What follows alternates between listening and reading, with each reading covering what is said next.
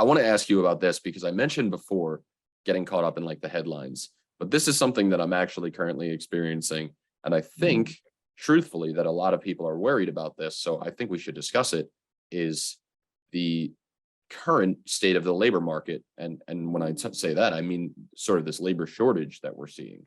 Right. And I know that a bunch of my customers have expressed that they are feeling the effects of this labor shortage. So are you finding that it is hard to find new talent? And if so, what are you and your organization doing to connect with prospects? Yeah.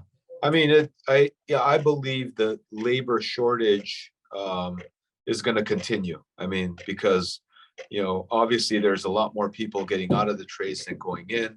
One of the things that I know I had when I was in high school was, shop classes, mechanic classes, woodworks, and that's been pulled out of the school system. So, we're sending more kids to college and putting more debt on kids. And, so that's definitely contributing to the labor shortage in the trades. But I think that's going to continue to happen. One of the things we've done is one of the things I did is I started to write some books. I wrote this book about the trades, and it's called The Secret to Real Wealth. And this is for anybody that wants to come into the trades. The title of the book is how a career in plumbing can change your life and allow you to retire wealthy. So we're giving these out to at high schools, junior colleges, people that are young guys that are coming into our organization, just so they know that, hey, plumbing could be an actually great choice in a career. And we're training people. I mean, we have young talent that's coming in. We have hundreds of how-to videos that people are watching. They're going out with, some of our senior plumbers and getting some hands-on work and things like that. So we're bringing people in from the outside of the trades and getting them into the trades because, for me, the trades were great. It was a plan B that actually should have been a plan A, right? Those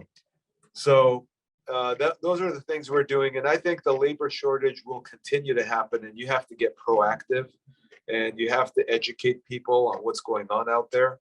I like going out to schools, talking, sending out books.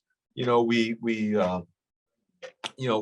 interview people, we hire people without experience, just mechanically inclined people that like to work with their hands. So those are the kind of things I think every company should be doing, to fulfill the roles. We have to teach and bring in young talent into the trades, because, it's not I don't think as a plumber you could crawl under the house, into your 60s and 70s, right? I mean, it's one of those things like sports, right? You got to play it while you're young, and then you have to learn and get really good at it, and hopefully become a teacher and maybe a manager, or maybe, get into a higher role where you can actually start mentoring younger people coming in. And we should all think about doing that, get great at what we do so we can actually teach younger folks to come in and get great at what they do.